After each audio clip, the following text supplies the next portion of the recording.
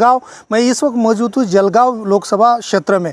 जलगांव लोकसभा क्षेत्र में 11 बजे तक जो है वो 17% जो है वो मतदान हो चुका है।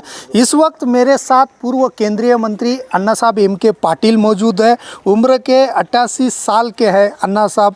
आप स्वयं अभी आपने मतदान किया, किस तरीके से देखते हैं इस लोकसभा के इस पर्व को?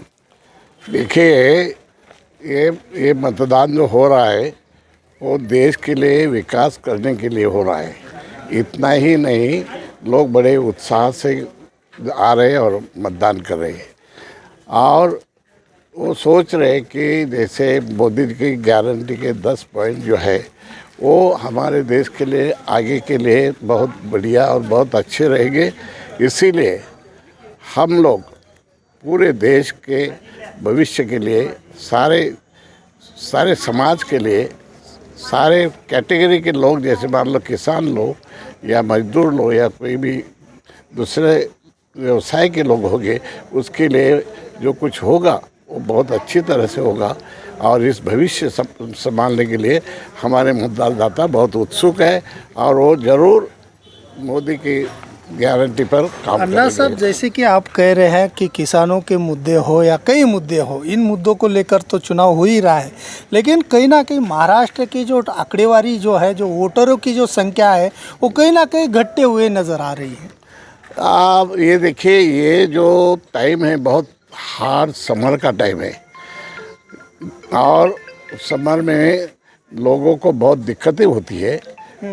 पर्टिकुलरली जो बड़े उम्र के लोग हैं उसको भी दिक्कत है और बच्चे लोग में उसको भी दिक्कत है। इसीलिए थोड़ा मुझे लगता है कि जो कोई परसेंटेज है वोटिंग का वो थोड़ा कम हो रहा है, लेकिन मुझे लगता है, मुझे उम्मीद है कि उससे कोई फर्क हमारे लिए नहीं पड़ेगा।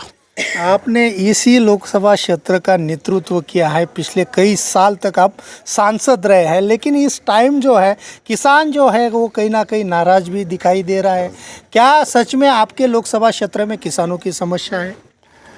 किसानों की ज़रूर समस्या है, लेकिन किसानों के लिए जो कुछ काम किया है मोदी साहब ने, वो सब किसानों के सामने नहीं आता है। जैसे कि उसने बोला है कि हम लोग किसान के लिए जो कुछ ये करना है, उत्साह के लिए करना है, बहुत सी योजनाएं ऐसी निकाली कि वो किसान के लिए, भविष्य के लिए बहुत अच्छी है, लेकिन उसका समझ और उसकी जानकारी हर किसान को नहीं होती, इसलिए थोड़ा सा दिक्कत जरूर है। आप स्वयं इथेनॉल मैन हैं, इथेनॉल को लेकर भी कई योजना जो है, आपने राष्ट्रीय बाम्बू मिशन की योजना हो, कई ऐसी योजना है, क्या वो योजना अभी तक किसानों तक पहुंचने को विलम्ब हो रहा है? नहीं, ऐसा नहीं है। आपने देखा होगा कि जैसे मैं तो पहले से बायोफ्यूल का ओरिजिनल आदमी हो और बायोफ्यूल जो है देश में लाने के लिए मैंने ही सारी कोशिश की है।